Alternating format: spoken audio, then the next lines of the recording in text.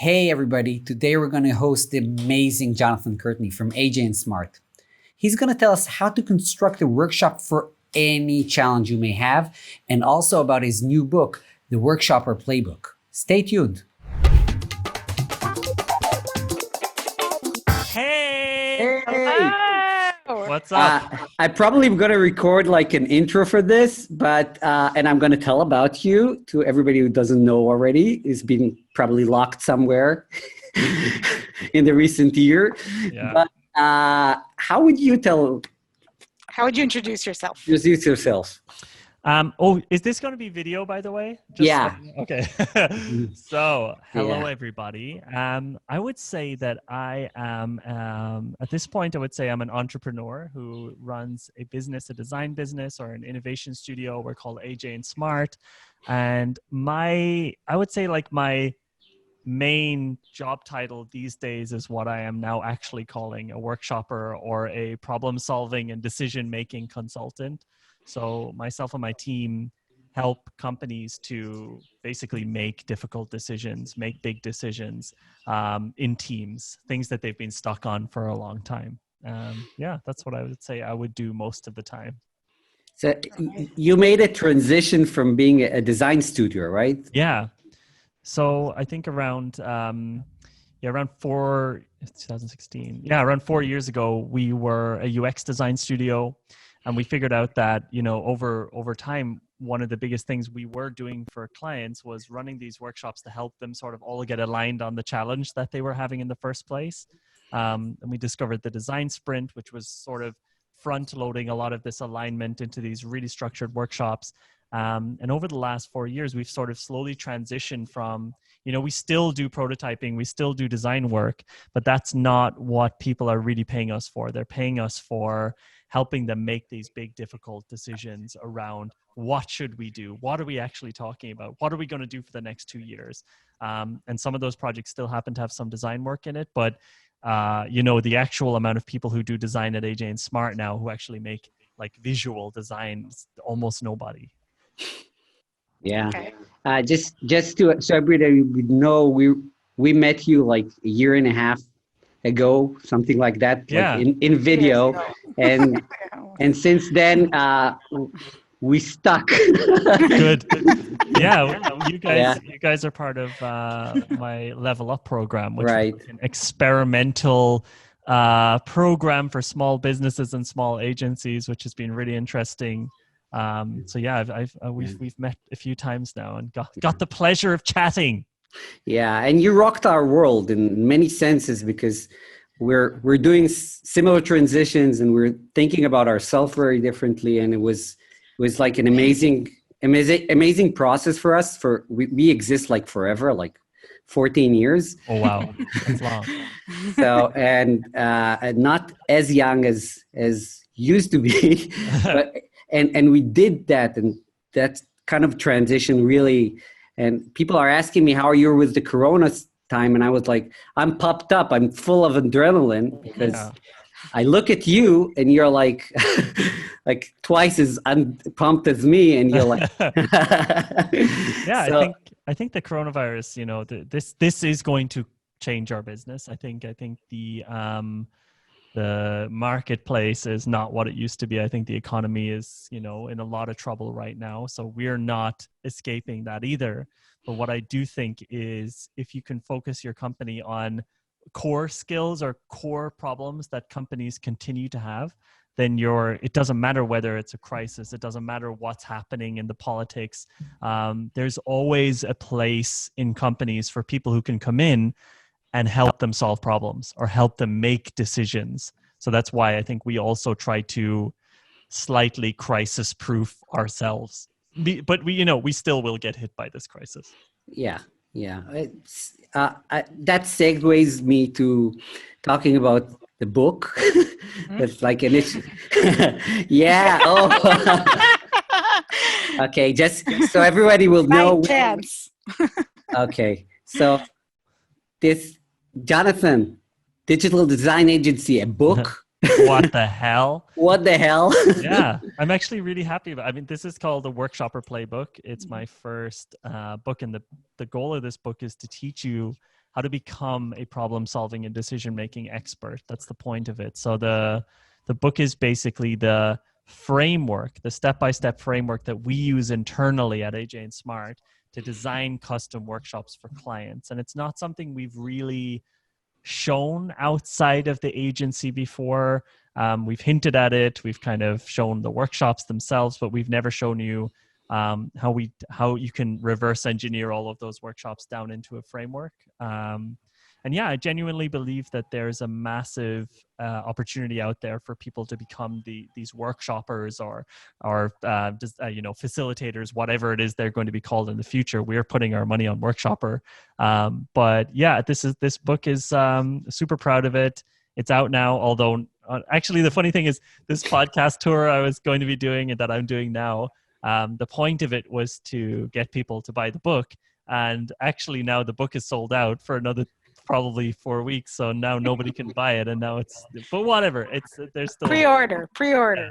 Well, you can't pre-order it either, but there's a waiting list. Oh, really? Okay. No. Well, that's pre-order. That's sort of same thing. So I just want to ask a question. We do sprints a lot, and a lot of times, like we do boot camps, and then people really say, well, we don't really need the whole sprint right now. We need like mini workshop. We need something small. We need, like, they're desperate for it. Like they know they have this like, crazy pain. When did you start experiencing that need from your customers, and what give us a few case scenarios where that happened to you? Pretty much immediately clients started, every client that would do a design sprint with us would say afterwards, okay, I'd love to be able to show my team, like the day one where we came up with all the ideas or where we got everyone on the same page. I'd love to be able to do that, but I'll never be able to get people for 2 days or 3 days or whatever. And so that's when we came up with Lightning Decision Jam, this LDJ exercise from 3 years ago. The reason we came up with it was was to, have something cheaper for clients to book as almost like a teaser for the design sprint, and two, it was just, we thought it would be a great little sales tool. And what actually happened is it exploded and became like one of our most popular things that we sell, which is basically like a 3-hour problem solving and decision making workshop called LDJ. And actually this book kind of deconstructs the new version of LDJ, which would be like LDJ 3.0 or something, and shows you how to build these custom workshops. So we have that all the time. And that's where the strategy sprint came from recently as well. A lot of clients would try to book us for a design sprint, but they're like, we want to figure out what we do as a company for the next 3 years. We're like, that's not a design sprint, but maybe it is something else. And we put together the strategy sprint. So there's a lot of smaller workshops that we're looking at now. And we think the ability to design those workshops and run them is a killer advantage for people. I have just one more. Go ahead. Okay, so basically, I think that as a product designer, okay, like when there are new features or something like that, when it's like, as a consultancy that's going in and doing like a new feature for someone, at the end of the day, when we look at it, we think, well, if we would have done even a design sprint for this thing, even though it's not a huge problem or whatever, but it is a problem, it would have been much more effective. And it's pretty short. It's like a 4-day process, But the reason you can't maybe do that is because it's conceived as not a huge problem, and so you can't sell so a lot of times, like, you need these little workshops, not because the design sprint can't solve it, and it is the best tool to solve it, but because of the politics around it. Totally. And so like I feel like that would be a great resource. I didn't get the book yet. I just got the videos. What? I watched them. What? No, I bought the book. Hey, okay, good. Okay. Oh. Are you kidding? I was like so confused by that. That was like the most aggressive tunnel. It was a tunnel. Buy everything. It wasn't a funnel. It was a tunnel. Yeah. Well, it's funny because now people, like, I'm getting messages on Instagram from people saying, hey, I rushed through to get the book, but actually I do want the upsells. How do I get them? I'm like, you can't. Like, I know. That's how you get it. So everything I've bought from AJ&Smart has been amazing and delivered. Thank you. Beyond. Did you get the Confident Facilitator by any chance? I didn't get that one. I know I regret it, but I knew that I would have to answer restaurant afterwards. Like, and I couldn't get him on the phone, and it was like real stressful. No So- worries. We want to So, make our experiences stressful. Small thing about we had a project about like house bidding, and Orit accidentally bought a $25,000 shack. shithole, a shithole. It was like the closest restaurant was like 50 miles away, and it was a McDonald's. Love And I it. was like, Oopsie. It fast was on like the trigger. So it's not. It didn't have like. Are you sure? It's like okay. I was like, I just bought a house. What am I going to do? So. No, so anyway, back to that point. So, I mean, it does that layout, I mean, for product designers, I think that we would really like to see like, workshops that are, going to answer our political problems, I guess. Yeah. You know what I mean? Like, Yeah. and I want, and to be presented in that way too, Yeah. to say like, look, it would be really like the design sprint is actually perfect for this, but if you can't do for political reasons or budget reasons or whatever, like here's what you can do. So this how book do you is address exactly that? this Okay. book is exactly about that. It's exactly about how do you, it's actually not focused on design at all or design sprints at all. It's focused on how do you get a group of people in a room and help them to make decisions, and how do you kind of build those custom workshops. How much time do you have? How many people will be in the room? Who will they be? So this book, for example, you could take this book, you could get a call from a client. They say, we've got 7 hours, we've got these 3 CEOs, we've got this 1 VP, and here's what we need to solve. Please make me a workshop. And this book will show you exactly how to do that. Okay. Can you like deep dive, because you have like this wonderful intro, just like the framework. Can you just elaborate a little about like the catchy 4C? Yeah. So the book basically goes into, I mean, the framework that we're using at AJ&Smart is called the 4Cs framework. The 4Cs framework is just what we consider to be the 4 steps that every single workshop is based on. And we can even, in one of the upsells, the encyclopedia, you can even see that like the business model canvas is part of this 4Cs as well. So what we did is at AJ&Smart is we actually, here you can see the 4Cs are up there. I see them.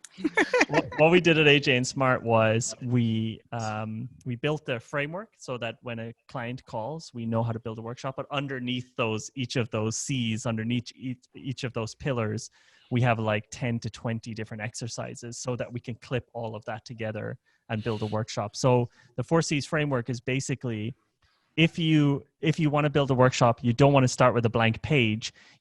You need to start here. This is the second step. So the steps are, I'm actually looking at the thing that the steps are collect. You need my help.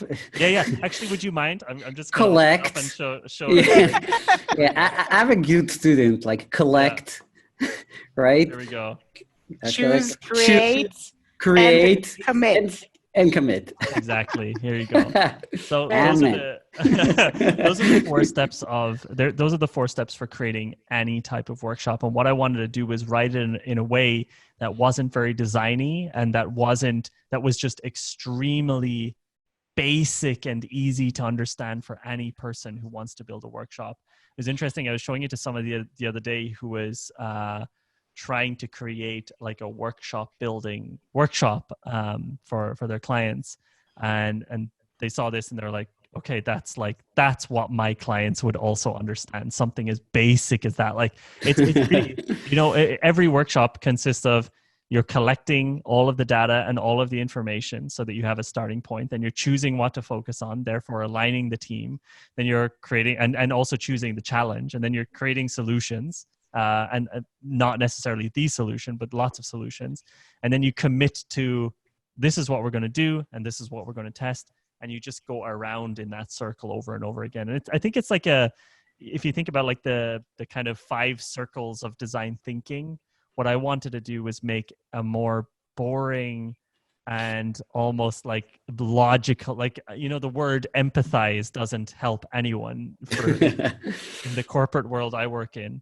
But collect can be helpful.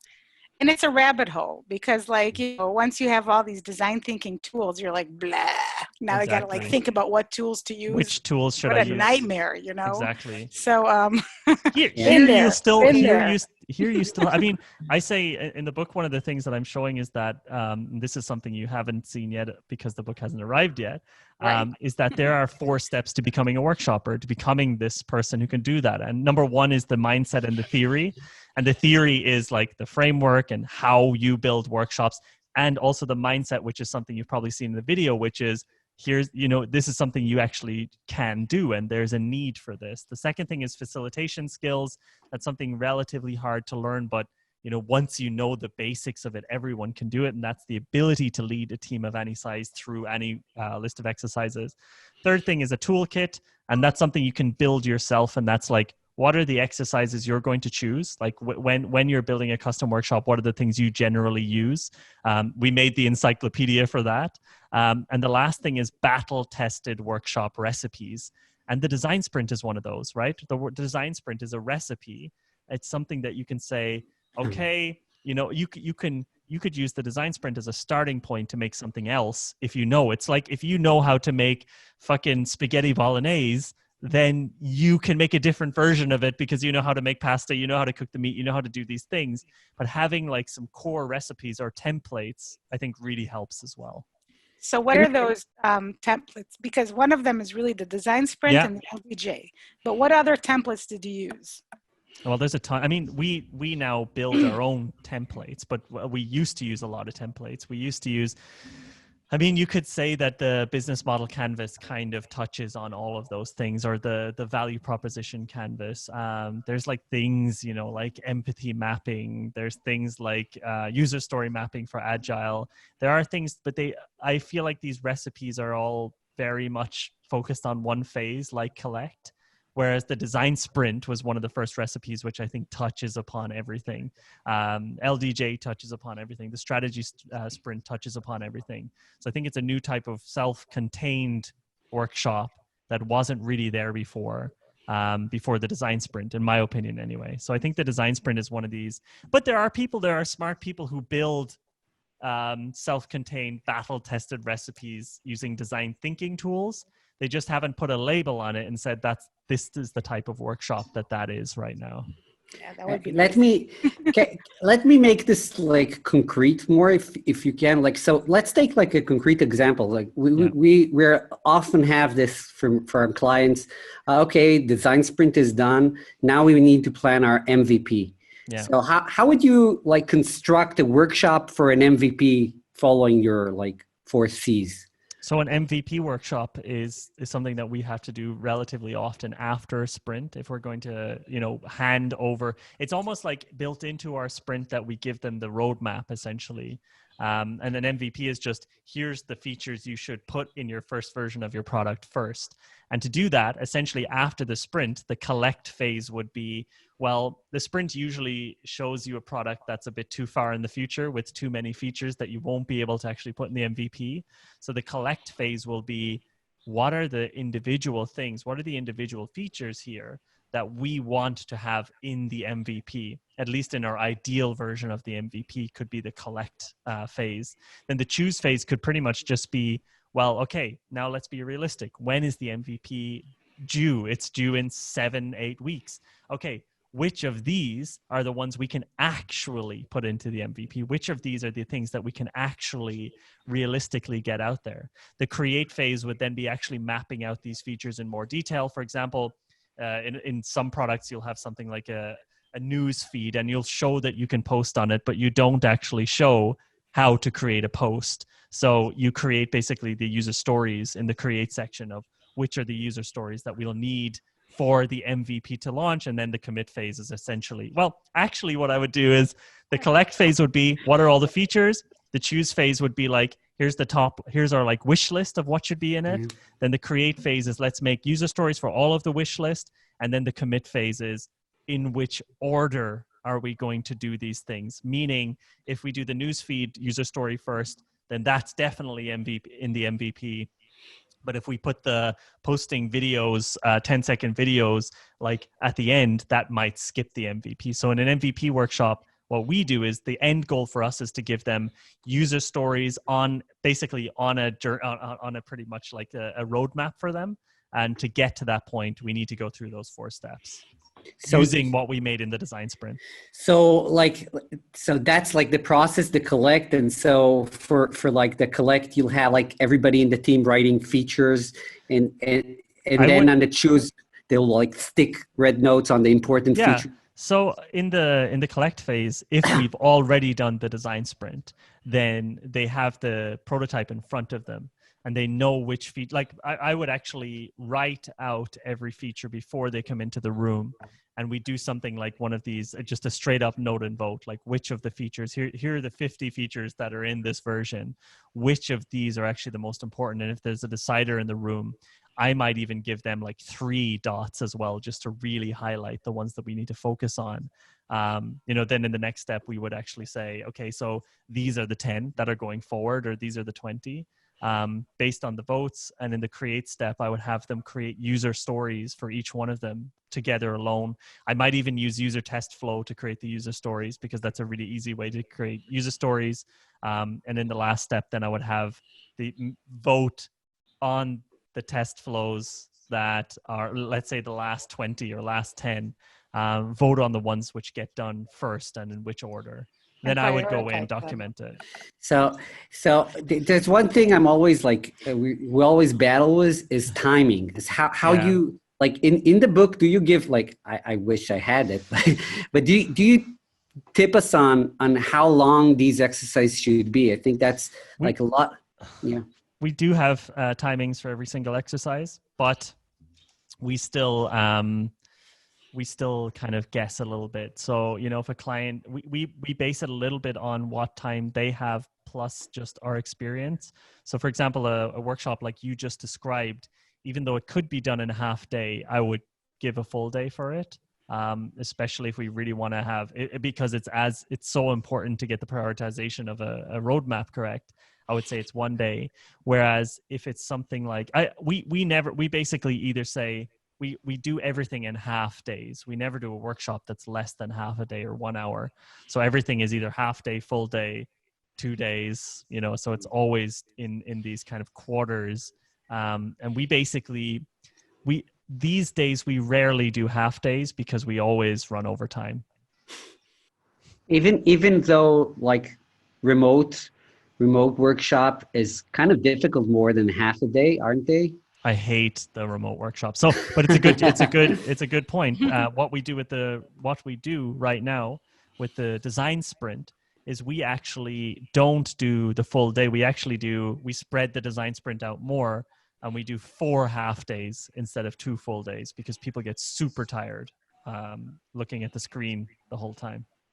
Yeah. I wonder, how do you manipulate the power of moments in your like remote sprints?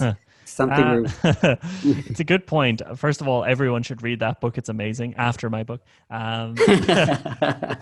we are having trouble with that at the moment. But 90% of our design sprints were remote before the coronavirus, because all of our clients are in the US, and we only go there for the 2 days of workshop. But that's where we managed to do our power of moment stuff. So now what we're trying to do is integrate it into the onboarding, where they get a nice video from us and like a nice picture of the team. This is the team who's going to be working with you. We try, but it is less. We're still trying to figure it out. Yeah, we thought about even doing exercises like getting people to stand up and stretch and stuff. And we thought about sending like lunch to our clients like remotely, even if they are like in different time zone. Like somebody coming in, like, okay, that's like the meal from Red ID. Yeah, it's like, don't touch me. Yeah, just leave it on the door. Yeah. Everything's tricky right now with the coronavirus scenario. Yeah. They had the snap cam working with Zoom. And it stopped working today or yesterday. What? For some reason. Yeah. Oh, no. And that was like a big icebreaker. Like it was like a moment, like every time we got on Zoom with people, and it was like you had toilet paper on your hair. Yeah. No, it's snap cam. I know. you know. I don't know who that guy is. I just found a Who is picture of an old man. We wanted to, but it doesn't work anymore. But one of our designers did this like paper cut of Jake as a snap plugin. It's amazing, and his laugh is like That's really open his cool. mouth. Yeah. That's really cool. Anyhow, but I think like people are like more tolerant. Like they're really appreciative that things are even done like in that manner. So there's like a powerful moment. How we actually did like immense progress, and it was all remote. So that works for us. I think remote workshops work really well. We just got lucky that we had to make our workshops work remotely years ago, and now we were using real-time board, Miro, whatever it is called these days. So we didn't really have to change much, but I still don't like it. Yeah. I still don't agree with people. Everyone's who's like, oh yeah, everyone's going to work remotely now. Blah, blah, blah, blah. Yes, maybe, but I still don't like it. Yeah, I'm having an identity crisis. Yeah. Like I just think this whole like thing made my virtual being take over my real being, because like I think it's like at that phase now where it's like it's going to a whole new level. Who because am I? like it's like, your virtual self is suddenly like much stronger now than your real self, and it's like I hate it. there's one thing. I don't know. Some of it's better, but okay. There's one thing I really curious to ask about the process of writing a book, and and it looks like you came one morning and said, well, I'm going to write a book, and like 3 days later there's a book. Yeah, it was pretty much like that. So me and Laura from AJ&Smart and the Workshopper team. Love for Laura. Yeah, Love. Laura's amazing. We went to Nashville at the end of January, and we used that. Actually, we went to this conference called Funnel Hacking Live, and luckily that was before everything got shut down. It was amazing. It was super inspirational. And the reason we went there is because we wanted to redesign our sort of marketing funnels, and we didn't know exactly which direction to go in. We were a little bit stuck. I mean, we weren't like worried, but we were just a bit stuck.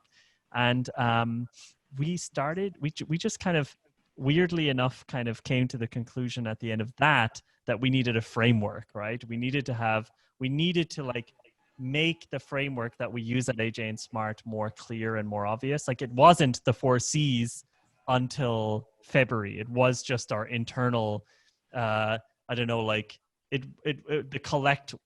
just the word collect was an entire sentence internally in the internal documentation.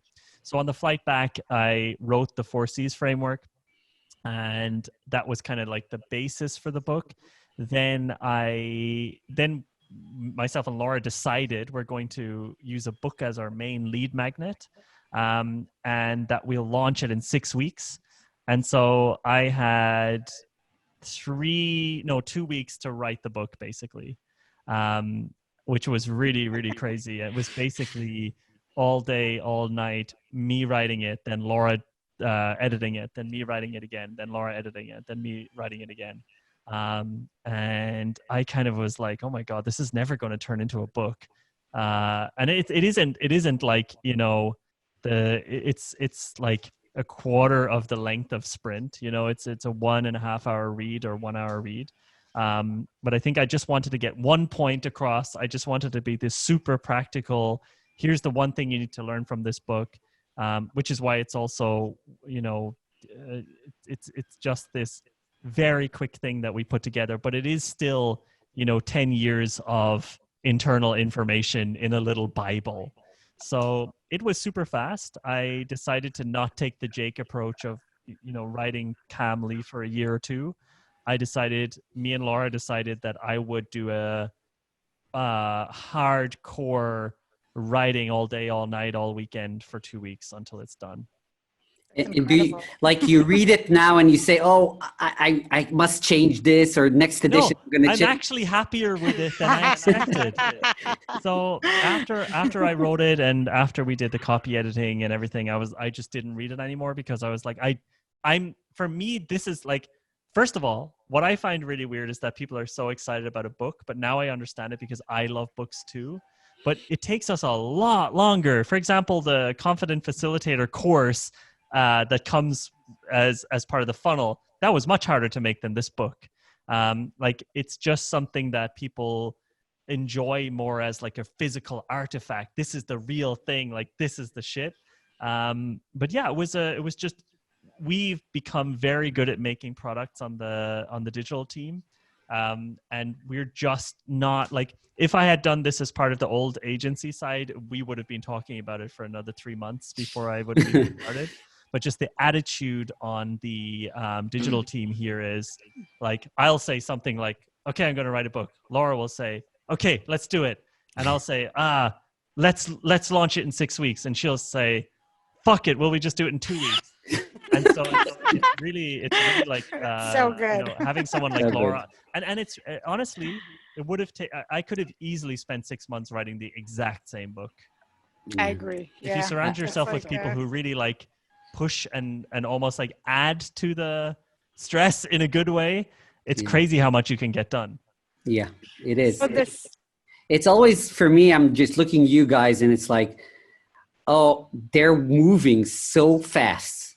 It's so amazing because it's really, we are like, everything we do will like, I would take, and we cut short that in the past year, but I'm looking at you guys and you're like, oh my God. Well, it might look like we're moving fast. Like what, for example, looks fast? Because it might be that actually we've been just working on stuff for a very long time and then it just comes out suddenly. So it mightn't. This was extremely fast. Yeah, like, that's fast. Even the cover, you know, like the book cover, Bruna, like we gave her 2 days to design it maximum, and in between doing 30 other things, and she showed me a version and I was like, can you remove the post-its from the top? Okay, it looks good, that's it, bye, next. Yeah, it's pretty exciting. I heard you like the first time that you presented and said, this is my first book. Yeah. So are you planning an additional? Definitely. Yeah. I didn't expect people to be so excited about the book. Like I said, this podcast tour was supposed to be trying to sell the first 1,500 books. And the first hour of sales was 1,500 books. And so now we're trying to like order 20,000 books. So it's like, we just didn't expect that much craziness and excitement. So, yeah, I mean, it was pretty easy to write, so I'll definitely write more books if people like it. When did you think about adding the facilitator section and all those videos? Like, how did that come about? And tell us a little bit about it. We always wanted to. So this is what we're building is called a book funnel. The point of the book funnel is to get you to buy other stuff and not the book doesn't even matter. And the goal was actually to get people to watch the webinar for the masterclass at a cheaper ad cost. So the main thing we wanted people to buy was the webinar. But Laura and we meet once a week and we're trying to think about what are the upsells like that we could put in there. And I had some idea called the encyclopedia thing that's in there that's called the Ultimate Workshop Exercise Encyclopedia, which is like, I don't know, 100 exercises or 80 exercises. And then Laura said, maybe something about facilitation would be better actually. And I was like, fuck yeah, let's do it. And so I just got the film team together, pulled together like a rough agenda, and we spent 1 day shooting it, and it's done. And actually the crazy thing is, like, I'm super proud of it. I'm so proud of it that I actually forced the entire AJ&Smart team to watch it, because even though they've had that training slowly doled out to them by me over the years, I wanted them to have it all in one go. And surprisingly, they actually found it useful. So I was like assuming they would be like, yeah, it's fine, I already know.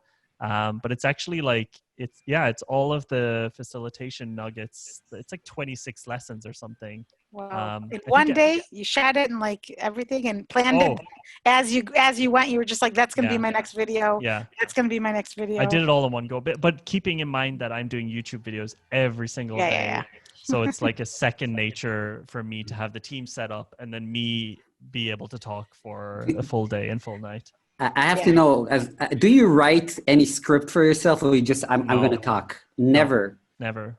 There's no script. I envy you so much. It's just practice in the end. Yeah. If you just do it all the time, if you do podcasts all the time, if you do YouTube all the time, you get used to, actually, I think the thing that teaches me the best is making the ads. I have to make ads like every week, you know, and I have to, there's no way I'm going to write a script every week for ads.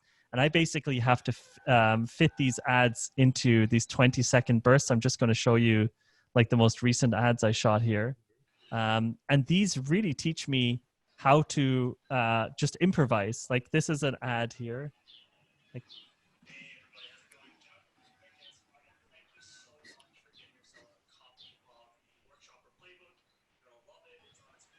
Like I have to make like 30 of these in one go. Wow. and send them to the team. So Okay. also the editors are good, right? I'm talking and then they cut the stuff out where I'm like, fuck, I don't remember what I want to say. But things which I know what I'm talking about, like the Confident Facilitator was almost all one take. You'll see there's not very many edits in there because I'm so obsessed with that topic. Well, I can't. I'm doing a video a week for the last year. Because you probably got a bit better. Yeah, I got a lot better. A lot better. Yeah, I got a lot better. It takes a long time. I'm getting better, but I still need my script. So, yeah. Just it doesn't matter. I mean, some people need scripts, some people don't. It doesn't matter. In the end, the audience doesn't care. Yeah, at the end, you need to produce. There's no, like, they're just putting stuff out there and be heard. And agree. Yeah.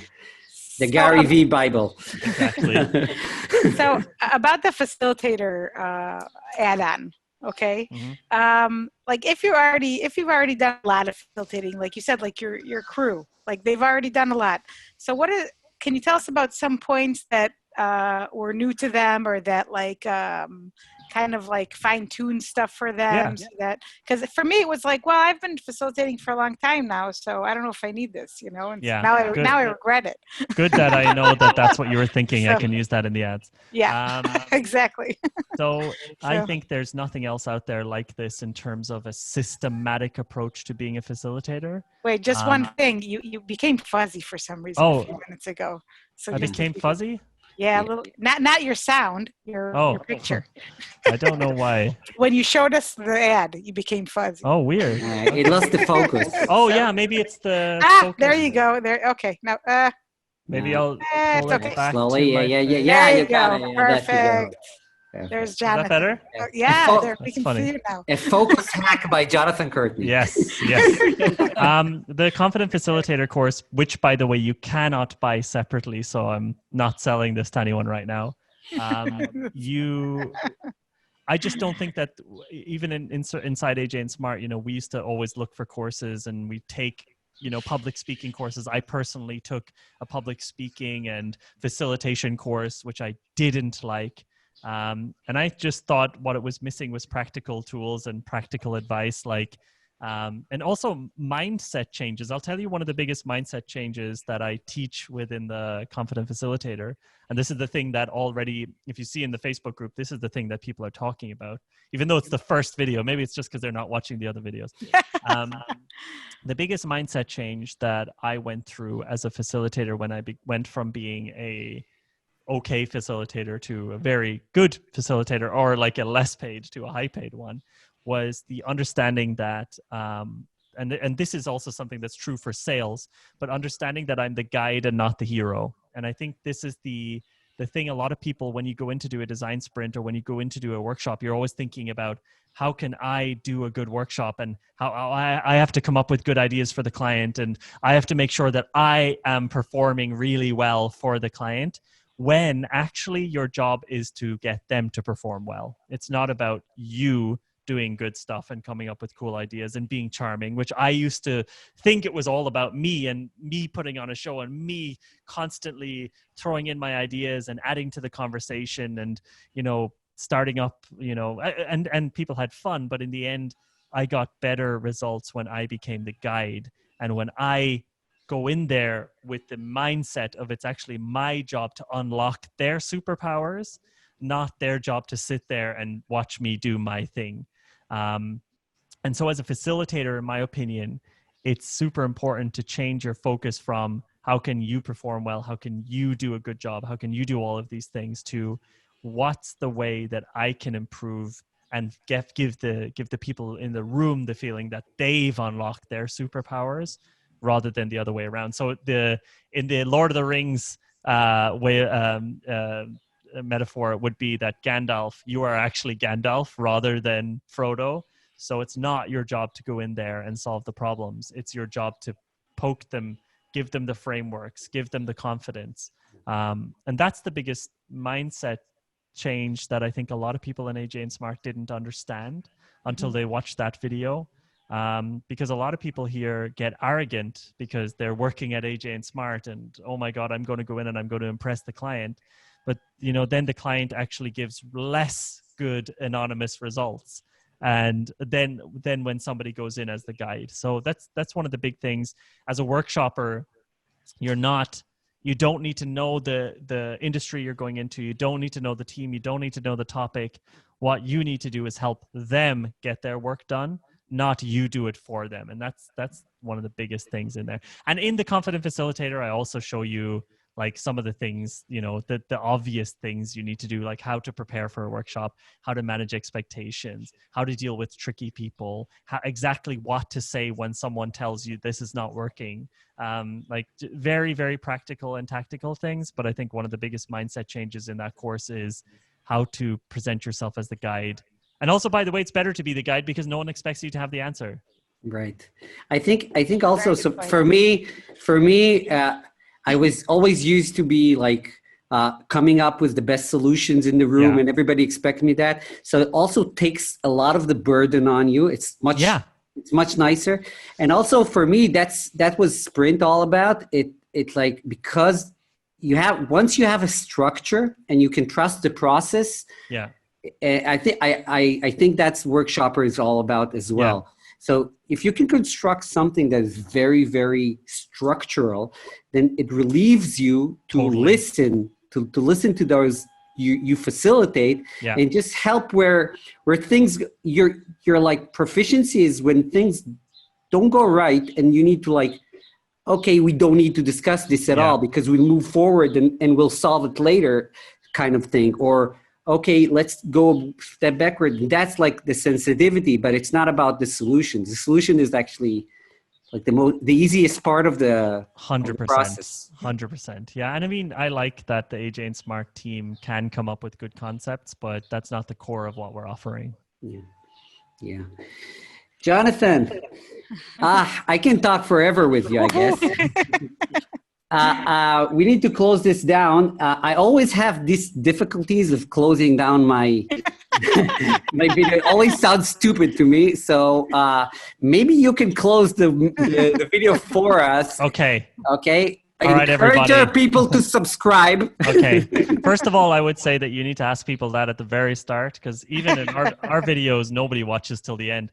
So I assume that if it's like AJ&Smart videos, nobody's watching right now. So what I would tell you to do is to go to workshopper.com/book and get our book, or get on the waiting list or whatever. It's actually free. You just pay for shipping depending on where you live. It's always under $10. If you're watching this video later, you can also check it out on Amazon, but it will be more expensive. And if you don't have Prime, it will be a lot more expensive. So definitely check it out on our website. And I would say come visit me at JIceCream on Instagram and say hello and ask me anything you like about workshops. I may reply. Okay. Thank you. Thanks a lot, Jonathan. Bye-bye. Thank you for joining us. Bye-bye. Bye-bye. Bye-bye. Bye-bye. Bye-bye. Bye-bye. Thanks for listening. I really enjoyed it. I hope you did too. If you have any ideas or comments about workshops, I'd love to hear them in the comments. And please subscribe to our channel to get more product, UX, UI, design sprint, innovation ideas every week. See you next week. Bye-bye.